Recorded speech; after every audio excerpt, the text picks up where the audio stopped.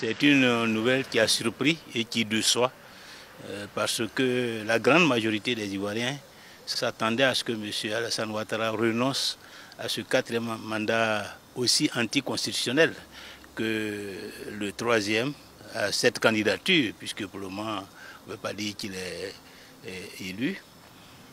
D'autant que rien ne justifie une telle candidature. Il est obligé de recourir donc à des arguments fallacieux, comme la situation sécuritaire sous-régionale, la situation économique internationale. On voit bien qu'il n'a pas d'argument. Voilà. On voit bien qu'il s'entête à rester au pouvoir, alors qu'aujourd'hui, la Côte d'Ivoire a besoin de respiration. Et la Côte d'Ivoire ne peut pas se permettre un quatrième mandat de M. Alassane Ouattara. C'est un mandat de trop. Il est le problème aujourd'hui, aussi bien à l'intérieur du pays, avec la situation de division que le pays connaît, l'exclusion de plusieurs leaders politiques de la compétition électorale, l'absence de réconciliation nationale, de cohésion sociale, les arrestations intempestives, les violations des droits de l'homme. On voit bien que, aussi bien à l'intérieur de la Côte d'Ivoire, M. Alassane Ouattara est un problème.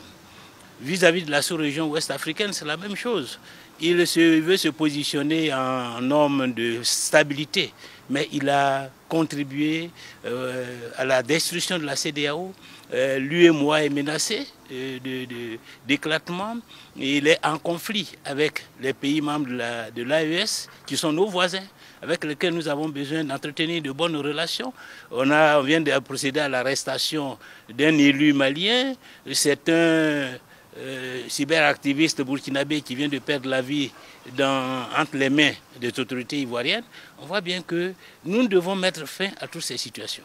C'est pour cela que cette annonce de candidature est véritablement un défi pour la Côte d'Ivoire, un défi pour la libération de notre pays. Et je voudrais véritablement appeler tous nos compatriotes à ne pas se laisser distraire par cette pseudo-candidature, à se mobiliser pour l'élection présidentielle du 25 octobre. C'est une élection décisive. C'est une opportunité qui nous est offerte de mettre fin à ce régime de dictature, de violation des droits de l'homme, de division de l'unité nationale, pour reconstruire la Côte d'Ivoire, pour remettre le pays sur les pieds, pour reconstruire nos relations avec la sous-région ouest-africaine, pour nous repositionner sur l'échiquier politique international. C'est donc un défi important.